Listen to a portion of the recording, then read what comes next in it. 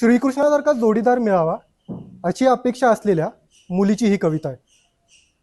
तर ती मुलगी म्हणते, गोकुळात राहणारा गोपिकांना पाहणारा नटखट काना मला भेटेल का?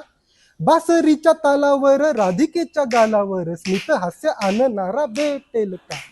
देवकीचा लाडला जो यशोदा संग वाढला जो नंदलाल वसुसुत भेटेल का?